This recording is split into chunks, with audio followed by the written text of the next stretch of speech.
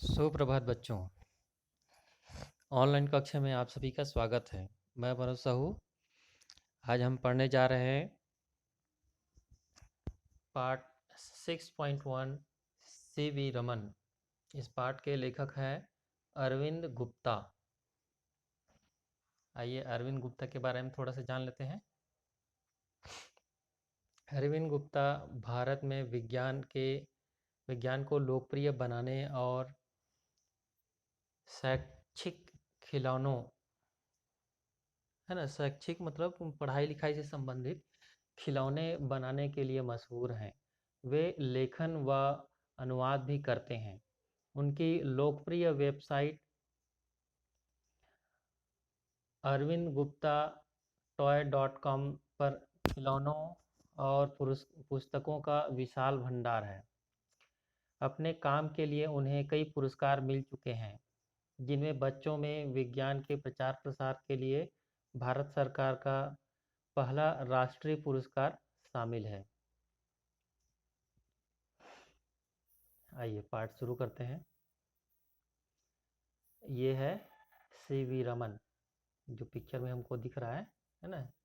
ये है हमारे सी वी रमन। आइए शुरू करते हैं। आज वैज्ञानिक प्रयोगशालाओं में अंधाधुंध पूंजी निवेश मतलब पैसा लगाना, है ना, और परिष्कृत उपकरणों का बोलबाला है। परिष्कृत मतलब दिनों दिन उसमें सुधार करने होते उपकरणों मतलब यंत्र कोई भी, है ना। इसका बोलबाला मतलब बहुत ज़्यादा चलन में है। परंतु हमें यह नहीं भूलना चाहिए कि प्रयोगशाला में सबसे महंगे और कीमती उपकरण आज भी मनुष्य का दिमाग है। ठीक है, हमको यह नहीं भूलना चाहिए कि सबसे कीमती उपकरण या यंत्र क्या चीज़ है? मनुष्य का दिमाग, है ना, आदमी का दिमाग, बुद्धि। इस बात की सच्चाई का प्रमाण हमें सी वी रमन के जीवन से मिलता है। वे अकेले ऐसे वैज्ञानिक हैं जिन्हें भारत में विज्ञान के क्षेत्र में किए गए शोध कार्य के लिए नोबेल पुरस्कार से सम्मानित किया गया है ना। जिन अल्प विकसित उपकरणों का उन्होंने अपने शोध में उपयोग किया, उनकी कीमत 200 रुपये से भी कम थी, है ना। उन्होंने जो यंत्रों का उपयोग किया अपने शोध कार्यों में, है ना, उसकी कीमत कितनी थी? 200 रुपये से भी कम, है ना। आज लाखों करोड़ों और अरबों खरबों लग जाता है ये सब उपकरण या शोध करने वाले जो यंत्र है वो सब, है ना। चलिए आगे देखते हैं। इस विलक्षण वैज्ञानिक का जन्म 7 नवंबर 1888 को तमिलनाडु के तिरुचिरापल्ली नगर में हुआ। उनके पिता भौतिक विज्ञान एवं गणित के व्याख्याता थे। रमन को बचपन से ही विभिन्न विषयों की पुस्तकें पढ़ने को मिली। उन्हें अपने पिता से संगीत का प्रेम भी मिला, मतलब उनके पिता उनको संगीत भी सिखाया करते थे, है ना, जिसकी प्रकृति पर उन्होंने बाद में बुनियादी शोध किया। और उसी संगीत के ऊपर उन्होंने शोध भी किया है उन्होंने, है ना। रमन की प्रारंभिक शिक्षा अर्थात प्राइमरी की शिक्षा विशाखापट्टनम में हुई। उन दिनों आयु की पाबंदी न होने के कारण उन्होंने 11 वर्ष की उम्र में ही हाई स्कूल की परीक्षा उत्तीर्ण कर ली थी, है ना। मतलब पहले जितना भी आयु है, 1 साल का बच्चा कॉलेज कर लेता, अगर इतना बुद्धि होती तो, है ना। तो आयु का कोई बंधन नहीं था, इसलिए उन्होंने 11 वर्ष की उम्र में हाई स्कूल की परीक्षा उत्तीर्ण कर ली, है ना। 1902 में रमन ने प्रेसिडेंसी कॉलेज में दाखिला लिया और भौतिकी विज्ञान में प्रथम स्थान तथा स्वर्ण पदक के साथ 1904 में बीए पास किया। 1907 में एमए की परीक्षा में वे सर्वश्रेष्ठ छात्र घोषित किए गए। रमन का कद छोटा था, जिसने उनके लिए अनेक मुश्किलें खड़ी की। अक्सर उनके शिक्षक पूछते, क्या तुम सच में इस कक्षा के छात्र हो? महाविद्यालय की पढ़ाई समाप्त होने के बाद रमन को उच्च शिक्षा के लिए विदेश जाने की सलाह दी गई, परंतु मद्रास में सिविल सर्जन ने जब उनकी जांच की तो उन्हें लगा कि रमन का छोटा शरीर इंग्लैंड का कड़क मौसम बर्दाश्त नहीं कर पाएगा। भारत में रहकर काम करने के लिए रमन सारी जिंदगी उस डॉक्टर के ऋणी रहे, है ना, जिन्होंने बताया कि बाहर जाने से आपका स्वास्थ्य ठीक नहीं रहेगा करके, है ना। तो उस डॉक्टर के सदैव ऋणी रहे वो, कि अपने भारत में ही सभी शोध कार्य किए, है ना। रमन ने भौतिक विज्ञान में एमए किया। उन दिनों विज्ञान पढ़ने वालों के लिए बहुत कम नौकरियां थी। अल्प विकल्प खुले न होने के अन्य विकल्प खुले न होने के कारण रमन को कलकत्ता में वित्त विभाग में शासकीय नौकरी करनी पड़ी। वित्त विभाग मतलब, वित्त मतलब क्या होता है? पैसे से लेन देन या उसका लेखा जोखा जो रखने वाला जो विभाग है ना, उसमें नौकरी करते हुए भी भौतिकी में रमन की रुचि लगातार बनी रही। भौतिकी, फिजिक्स के जो सब्जेक्ट है ना, विषय है, उसमें लगातार उसकी रुचि बनी थी। उन्होंने घर में ही एक छोटी प्रयोगशाला बनाई। ल, ठीक है, छोटी सी एक लैब बनाई, और कहीं और वहीं प्रयोग करने लगे अपनी छोटी सी लैब में। एक दिन काम से लौटते समय उन्हें एक साइन बोर्ड दिखाई दिया, जिस पर Indian association for cultivation of science, है ना, लिखा था, जहां कहा जाता है कि रमन चलती ट्राम से कूदकर वहां पहुंचे, जहां उनका स्वागत अमृतलाल सरकार ने किया। इनके पिता महेंद्रलाल सरकार ने इनके पिता महेंद्रलाल सरकार ने भारतीय विज्ञान का प्रसार करने के लिए 1876 में इस संस्था की स्थापना की थी। अब रमन शाम को अपने दफ्तर से लौटकर वहां की प्रयोगशाला में काम करने लगे। जल्द ही वे उच्च कोटि के वैज्ञानिक शोध पत्र लिखने लगे, जिनकी ओर विशेषज्ञों का ध्यान आकर्षित हुआ। 1917 में कलकत्ता विश्वविद्यालय के उपकुलपति आशुतोष मुखर्जी ने रमन को विश्वविद्यालय में भौतिकी विज्ञान की तारकनाथ पाटिल चेयर स्वीकार करने का निमंत्रण दिया, है ना। मतलब तारकनाथ पाटिल, जो भी संस्था है ना, उसका चेयरमैन के लिए उसको निमंत्रित किया गया। रमन फूले नहीं समाये। वित्त विभाग के बही खातों से बरी होकर, मतलब वो सब लेखा जोखा उनको उनके इच्छानुसार नौकरी नहीं थी वो, है ना। तो उसी को बोल रहे हैं कि बही खातों से, मतलब जो लेखा जोखा है, पैसे का लेन देन या जो भी है ना, उसके बही खाते से वो बरी होकर मतलब मुक्त होकर अब वे अपने प्रिय विषय पर शोध करने के लिए मुक्त थे। 1921 में एक सम्मेलन में भाग लेने के लिए रमन विदेश गए। उनकी यह समुद्री यात्रा भौतिक विज्ञान के लिए बहुत लाभदायक सिद्ध हुई। वे समुद्र के गहरे नीले पानी को निहारते रहते। सागर का एक पानी नीला क्यों दिखता है?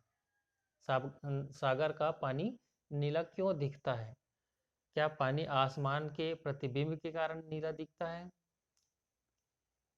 क्या कोई और कारण है? ऐसा करके उन्होंने सोचने लगा। रमन को एहसास हुआ कि सागर का नीलापन पानी और सूर्य के प्रकाश के अंतर संबंध के कारण है। मतलब सागर का जो नीलापन है, नीलेपन जो पानी दिखाई देता है, वह सूर्य के प्रकाश के अंतर संबंध, मतलब एक दूसरे के जो संबंध है ना, उसके कारण है। पानी और सूर्य के प्रकाश के एक दूसरे के संबंध के कारण, है ना। इस तरह जब जहाज के अन्य मुसाफिर ताश और बिंगो खेलने में मस्त थे, मुसाफिर मतलब यात्रा करने वाले यात्री, ताश जानते हो, बिंगो भी एक खेल ही है ना। तो बाकी जो यात्री है वो दोनों ताश और बिंगो खेलने में ही मस्त थे। तब रमन वहाँ एक जेबी वर्ण क्रममापी से प्रयोगों में मगन थे।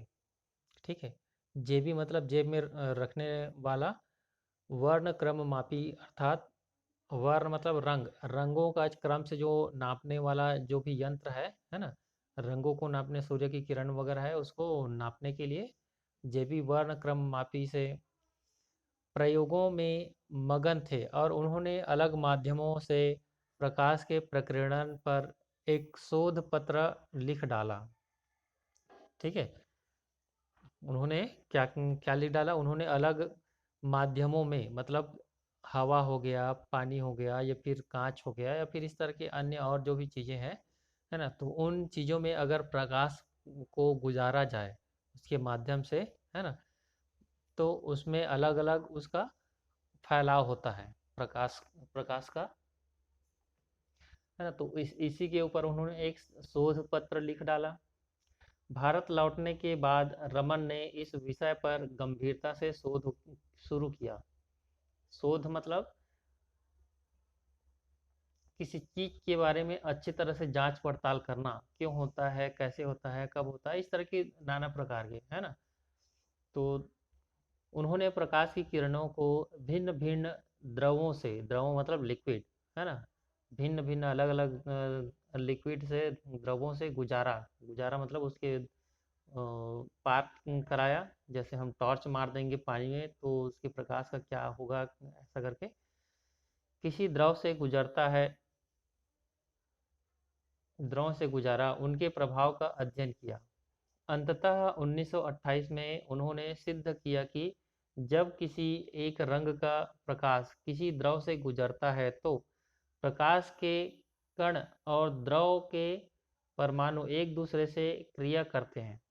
ठीक है, जो प्रकाश के कण है ना, उसके जो किरण है, और द्रव के जो परमाणु है ना, एटम, द्रव में, लिक्विड में उसके जो भी एटम है ना, वो एक दूसरे से क्या करते हैं, क्रिया करते हैं, और प्रकाश को बिखेर देता है।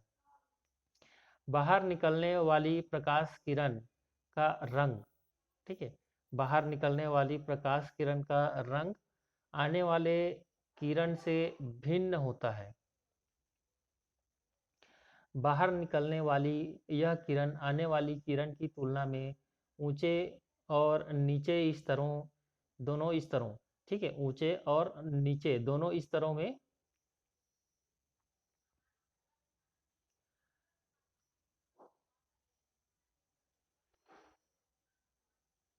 ऊंचे और नीचे दोनों स्तरों की ऊर्जा की ओर मुड़ती है। यही वह सुप्रसिद्ध रमन प्रभाव है जिस पर आगे चलकर रमन को नोबेल पुरस्कार मिला। उनकी खोज से विश्व स्तर पर वैज्ञानिक शोध में तेजी आई, जिससे अलग पदार्थों की संरचना के अध्ययन में बहुत मदद मिली। आइए, ये देखिए रमन प्रभाव, वाइट लाइट, ये श्वेत रोशनी या सफ़ेद जो लाइट है, प्रकाश है, वो एक फ्रिज में से होकर जैसे गुजरता है ना, तो वो जो है रंगों को बिखेर देता है, फैला देता है ना। तो उसका जो फैलाव है वो अलग अलग वस्तुओं में, अलग अलग द्रवों में अलग अलग प्रकार के हो सकता है ना। जैसे कि ये फ्रिज में है, कांच का एक टुकड़ा जैसे कुछ है ना, तो उसमें देखिए उसका फैलाव कैसा है। सबसे ऊपर रेड, फिर ऑरेंज, येलो, ग्रीन, ब्लू, और सबसे नीचे वायलेट, है ना। तो ऐसा ये फैलाव होता है ना। तो ये इसी प्रकार का उस अलग अलग रूपों में, अलग अलग प्रकार के, अलग अलग द्रवों में अलग अलग प्रकार के इफेक्ट पड़ता है, प्रभाव पड़ता है ना। उसी को बोलते हैं रमन प्रभाव, है ना। ये एक दूसरा उदाहरण भी देख लीजिए, इसमें भी आप देखिए सबसे ऊपर रेड है है ना, और सबसे नीचे वायलेट। तो जैसे पिछले में हम देखे थे पिछले पिक्चर में, ठीक वैसे ही इसमें भी वैसे ही फैलाव हो रहा है। लेकिन यहाँ पर ये देखिए, ये जो फ्रिज में है, ये तिकोना आकार के जो फ्रिज में है, इसके बदले में हम किसी दूसरा द्रव डाल डाल देते हैं या रखते हैं, है ना, तो उसमें अलग अलग प्रकार के द्रवों में अलग अलग प्रकार के उसका इफेक्ट पड़ेगा, है ना। आइए आगे देखते हैं। इस बुनियादी शोध के बाद रमन रमन पर सम्मानों की झड़ी लग गई। अनरेस्ट रदरफोर्ड ने रमन प्रभाव की खोज की घोषणा घोषणा रॉयल सोसाइटी में की, जिसके बाद ब्रिटिश सरकार ने रमन को नाइटहुड के सम्मान से नवाजा। 10 दिसंबर 1930 को उन्हें दुनिया के सर्वोच्च पुरस्कार नोबेल पुरस्कार से सम्मानित किया। कब? 10 दिसंबर 1930 को, है ना, उन्हें दुनिया का सर्वोच्च पुरस्कार, पूरे विश्व का सबसे बड़ा पुरस्कार है ये नोबेल पुरस्कार, है ना, उससे सम्मानित किया गया। विज्ञान के लिए नोबेल पुरस्कार पाने वाले रमन पहले एशिया में प्रथम, है ना, और पहले अश्वेत व्यक्ति थे। ठीक है, अश्वेत मतलब जो पश्चिम देशों को, जैसे अमेरिका है ना, इंग्लैंड है ना, तो ऐसे देशों के अलावा ये प्रथम, एशिया के प्रथम अश्वेत व्यक्ति थे। उनसे पहले रविंद्रनाथ ठाकुर ठाकुर को साहित्य के क्षेत्र में यह सम्मान मिला था। ठीक है, उनसे पहले 2014 में, ठीक है, 13 या 14 में उनको रविंद्रनाथ ठाकुर को मिला था यह सम्मान, नोबेल पुरस्कार साहित्य के क्षेत्र में, है ना। उनके रमन के बाद उनके भांजे सुब्रमण्यम चंद्रशेखर को लगभग 50 वर्ष बाद, ठीक है, उनके भांजे सुब्रमण्यम चंद्रशेखर को लगभग 50 वर्ष बाद 1983 में, 1983 में नोबेल पुरस्कार मिला, इसी भौतिक के शास्त्र के ही विषय में। सदियों तक विदेशी ताकतों द्वारा शासन किए जाने के बाद इस अंतर्राष्ट्रीय गौरव से भारतीय वैज्ञानिक समाज का आत्मसम्मान बुलंद हुआ। एक भारतीय वैज्ञानिक को जिसने सारा शोध भारत में ही रहकर किया हो, दुनिया का सबसे बड़ा सम्मान मिलना सच में बहुत गर्व की बात है। जुलाई 1933 में रमन को रमन को टाटा विज्ञान संस्थान, अभी वर्तमान में भारतीय विज्ञान संस्थान बेंगलोर का प्रथम भारतीय निदेशक नियुक्त किया गया। अगले 15 वर्ष ने इस संस्था में गुजारे। अगले 15 वर्ष रमन ने इस संस्था में गुजारे और इस दौरान उन्होंने यहाँ विश्व स्तर का भौतिक विज्ञान विभाग भी स्थापित किया। विश्व स्तर का, है ना, भौतिक विज्ञान विभाग स्थापित किया। उन्होंने अंतर्राष्ट्रीय स्तर के अनेक वैज्ञानिकों को प्रेरणा और प्रशिक्षण दिया। उन्होंने क्ष किरण विवर्तन, है ना, मतलब एक्स रे डिफ्रैक्शन, ठीक है, एक्स रे डिफ्रैक्शन मतलब उसका भी फैलाव बोल सकते हो, है ना, एक्स रे का, और अपने प्रिय विषय प्रकाश एवं पदार्थ के बीच अंतर संबंध का काम शुरू किया। रमन की विज्ञान के प्रचार प्रसार में गहरी रुचि थी। वे एक ओजस्वी वक्ता, अर्थात बढ़िया भाषण देने वाले, और उन्होंने विज्ञान के भिन्न भिन्न विषयों पर अनेक भाषण दिए।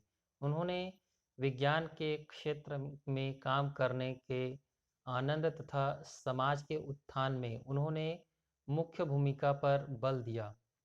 अपने लोकप्रिय व्याख्यानों में वे गूढ़ विषयों, मतलब जिस रहस्य की जो विषयों हैं, है ना, जो अंदर छिपी हुई बातों वाले ऐसे कोई विषय है, को सरल एवं अत्यंत रोचक रूप में प्रस्तुत करते थे, जिसे वे प्रदर्शन कहते थे। मतलब लोगों को बढ़िया ढंग से जो समझाने के जो तरीका है ना, प्रस्तुत करते थे, उसी को वो प्रदर्शन कहते थे। वे दर्शकों को मंत्रमुग्ध कर देते थे। अपने व्याख्यान में वे अक्सर कोई जीवंत वैज्ञानिक प्रयोग करके दिखाते थे। उनका व्याख्यान आसमान नीला क्यों है आज भी वैज्ञानिक भावना को संप्रेषित करने और उसकी पद्धति की एक अनूठी मिसाल है।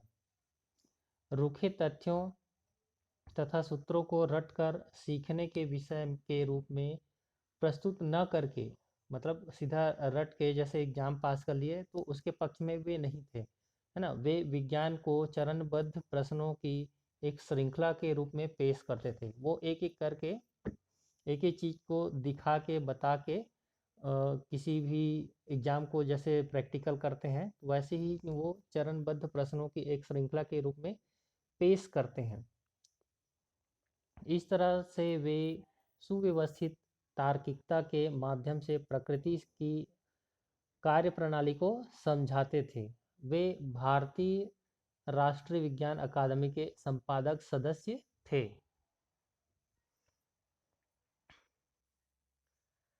रमन ने वाद्य यंत्रों के ध्वनि विज्ञान पर भी काम किया। अध्यारोपण गतियों के आधार पर धनुष डोर से बजने वाले वाद्य यंत्र, जैसे वीणा, मतलब जिसमें तार या धागे जैसे जो भी कुछ बंधे रहते हैं, वायलिन, है ना, वीणा, इस तरह के, एक तारा, तो ऐसे सभी वाद्यों के जो वाद्य यंत्र के तिर्यक कंपन, मतलब उसको हिलाने डुलाने से, जैसे गिटार हो गया तो उसको उसके तार को हिलाने डुलाने से जो कंपन से जो आवाज़ें निकलती है ना, तो उसका तिर्यक, उसी को वाद्य यंत्रों के तिर्यक कंपन का सिद्धांत भी उन्होंने विकसित किया। भारतीय ताल वाद्य, तबला और मृदंग की ध्वनि के स्वरंस्वरीय स्वभाव पर शोध करने वाले वे प्रथम व्यक्ति थे। 1943 में उन्होंने एक कंपनी शुरू की जिसका नाम था त्रावणकोर। क्या नाम था? Travancore medical and manufacturing company limited. 1938 में सेवानिवृत्ति से पहले रमन ने बेंगलोर में खुद अपने शोध संस्थान रमन शोध संस्थान, रमन रिसर्च इंस्टीट्यूट, है ना इंग्लिश में, कि इसकी स्थापना की।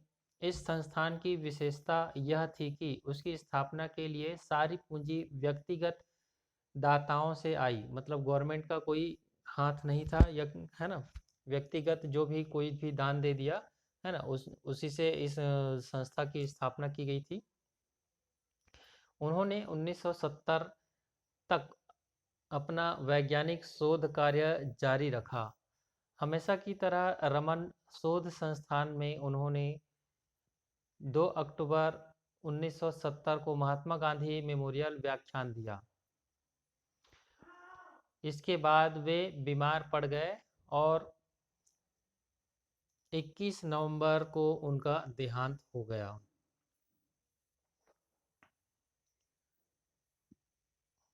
चलिए शब्दार्थ देख लीजिए। शुद्ध अर्थात परिष्कृत अर्थात शुद्ध, है ना।